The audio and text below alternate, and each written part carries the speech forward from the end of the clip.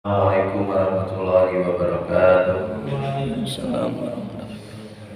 Innal hamdalillah nahmaduhu wa nasta'inuhu wa nastaghfiruhu wa na'udzu billahi min shururi anfusina wa min sayyiati a'malina may yahdihillahu fala mudilla lahu wa may yudlil fala hadiya lahu.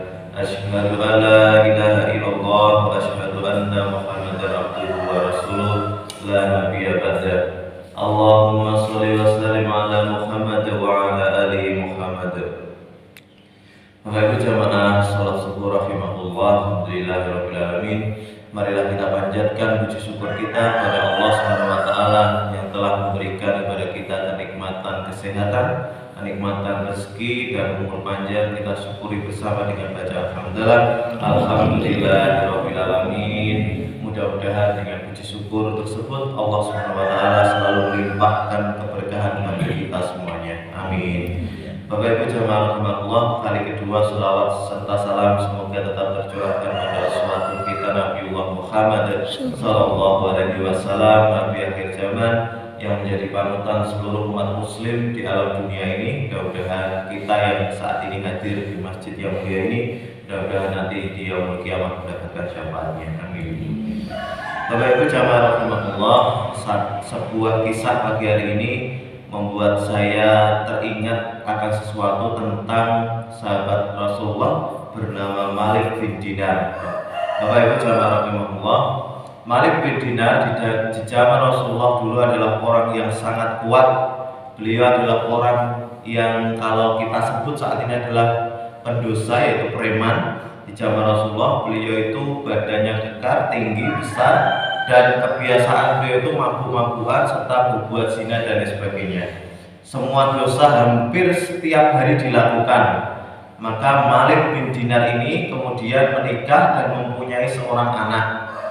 Nah, anaknya perempuan, saking sayangnya dengan anak perempuan itu, apapun yang anak perempuan diminta semuanya diberikan tanpa pikir panjang. Maka Bapak Ibu, singkat cerita, anak perempuan Malik bin Dinar ini telah meninggal dunia pada usia yang sangat masih balita.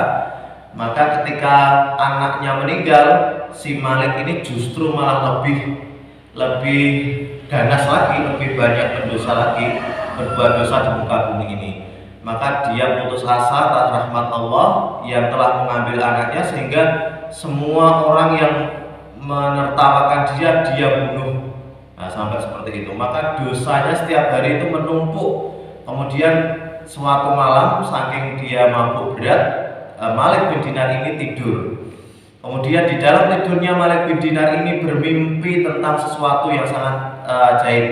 Yang pertama, Malik bin Dinar ini berjalan pada saat itu di dekat Bukit Sinai. Nah, di dalam padang pasir itu, Malik bin Dinar kemudian di balik gunung bukit itu melihat ular yang sangat besar yang kemudian muncul dari gunung itu dan menuntun atau mengejar si Malik bin Dinar ini.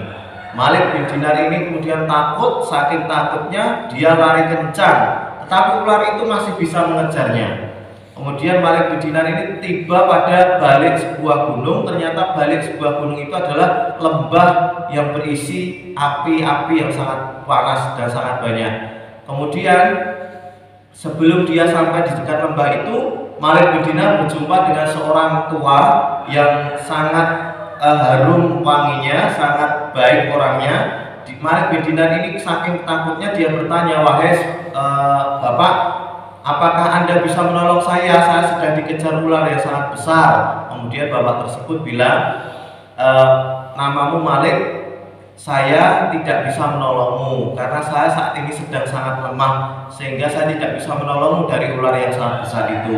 Kemudian disarankan untuk pergi ke dalam gunung atau sebuah gua. Kemudian Malik bin Dinar melakukan itu dan ular itu masih mengejar. Kemudian tibalah di depan gua. Kemudian Malik bin Dinar dipanggil oleh suara seorang anak kecil. Kemudian Malik bin Dinar singkatnya masuk ke dalam gua itu, dan anak kecil itu bilang, dan Malik bin Dinar kemudian takjub bahwa anak itu adalah anaknya yang sudah meninggal. Kemudian anak itu bilang, "Wahai bapakku, sesungguhnya ular tadi adalah amalan-amalanmu." Kemudian orang tua yang engkau jumpai adalah amalan kebaikanmu. Ular tadi adalah amal keburukanmu yang sangat besar, sedangkan orang tua tadi adalah kebaikanmu yang sangat kecil. Maka ketika dosamu sudah banyak, maka amal kebaikan yang sedikit ini tidak bisa membantu atau membinasakan dosamu yang besar. Maka sebelum engkau mati bapakku, maka segeralah bertobat dan kembali ke jalan Allah Subhanahu wa taala. Kemudian singkat cerita Malik bin Dinar bangun dari tidurnya. Seluruh keburukannya dihancurkan, sudah tidak minuman keras, sudah tidak berbuat zina dan sebagainya. Singkatnya, sekarang ini Malik bin Dinar menjadi seseorang yang sangat ahli menafsirkan hadis. Maka Bapak Ibu jamaah rahimakumullah, itulah beberapa kisah hidayahnya Allah. Maka tidak ada orang yang tahu bagaimana kita di akhir hayat. Tidak usah merendahkan orang lain. Kadang orang yang kita pandang di dunia ini orangnya sangat rendah, bahkan lebih rendah dari kita baik derajat, ilmunya, atau bahkan ekonominya. Tetapi ternyata Allah mengangkatnya dari sebuah mimpi ke dalam surga. Tidak ada yang tahu. Maka Bapak Ibu, manusia itu berada pada akhir hidupnya. Ketika akhir hidupnya baik, maka berarti orang itu baik.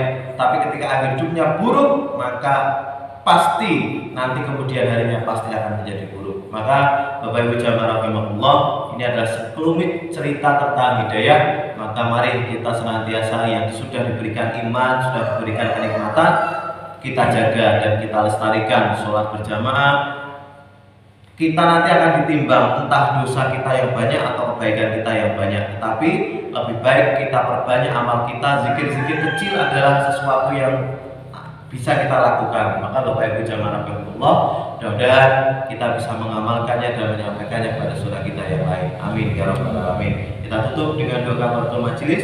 Subhanakallahumma wa bihamdika asyhadu an la ilaha illa anta astaghfiruka wa atubu ilaik. Kita akhiri. Assalamualaikum warahmatullahi wabarakatuh.